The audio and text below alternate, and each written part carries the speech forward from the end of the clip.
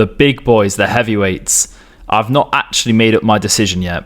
Okay, so you're going to watch me live think out who I think's going to win. Okay, so Sergei Pavlovich versus Alexander Volkov at heavyweight. Okay, so my first thought is this the first time that Sergei Pavlovich has at least recently fought a real heavyweight bar Tom Aspinall? I guess Curtis Blades knocked him out first round, fair enough. But Tai Tuivasa, Derek Lewis, and then people I don't really recognise the names of apart from that. Derek Lewis and Tai Tuivasa, they're both people who are probably like 20, 30 pounds overweight. They're not 5-round fighters, you know what I mean? They're there to knock you out in the first round, maybe early in the second, and then that's it, really. Oh, Derek Lewis, except for recently, who got a third-round KO, which was interesting. I actually won money on that. It doesn't matter, because I don't gamble. What am I talking about? So Sergei Pavlovich and Alexander Volkov, their opponent they have in common is obviously Tai Tuivasa.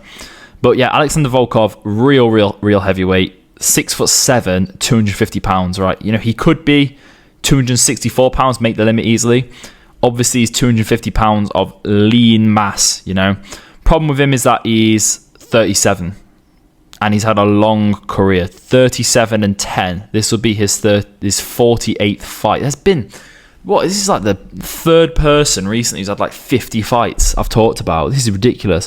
Alexander Volkov's recent resume is nice. Like Jairzinho Rosenstrike. What am I saying that right? Jairzinho Rosenstrike, that's it. Romanov, obviously Tai Tuivasa.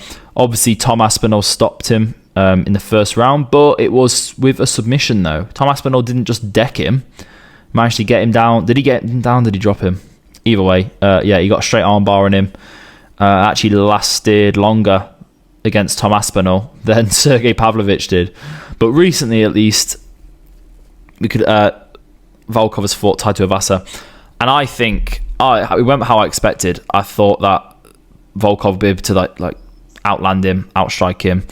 I think Volkov's going to win. I love Sergei Pavlovich. He does great against these fighters who are similar sort of size to him. What is he, like 6'3"? He does great when they're trying to stand and bang with him. Volkov doesn't have to stand and bang with him. Tom Aspinall doesn't stand and bang. Tom Aspinall dances around the outside, rips in as quick as, like, literally lightning fast, incredibly fast, and then gets out there. And then Volkov doesn't need to do that being 6'7". He can stay on the outside, land the odd jab, and he's gotten a lot better with his striking, right? This is what I noticed with Volkov. In the last few years, he's gotten a lot better. He's no more like Derek Lewis throwing random haymakers that are going to catch him. No, he's very tactical with what he does, and he's got really good wrestling. So we've not seen Sergei Pavlovich go past the first round in his whole UFC career. Which will be interesting. I think it will go through past the first round. I don't think it will go all three. I can see Alexander Volkov getting a submission. You know, Volkov as well. You've got to remember, he's a dad now.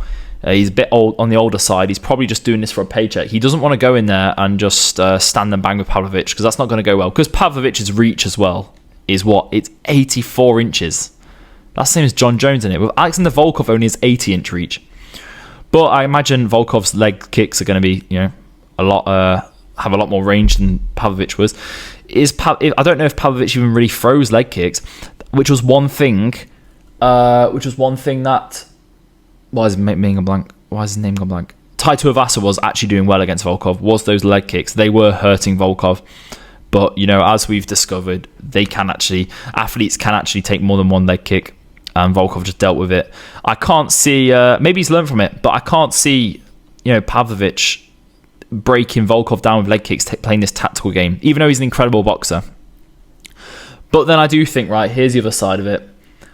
Pavlovich, he doesn't need to break him down. He doesn't need to be tactical with it. He only needs to slightly glance Volkov, and I think Volkov will just crumble, and that will be the fight over. I think I think the ref will call it early, even if Volkov isn't really that hurt, and if he even just slightly goes down and Pavlovich starts tapping him, I think that the ref will call it off. I don't think that's going to happen. I think this will probably be a retirement fight for Volkov.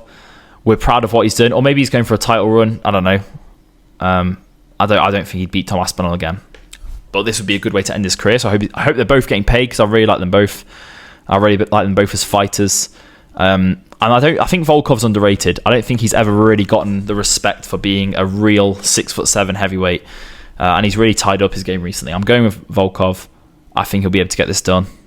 Probably by a submission. I feel like he'll be able to cleverly do something, but he'll have to be very, very careful. Or alternatively, like we've seen, it might just be a very boring heavyweight fight.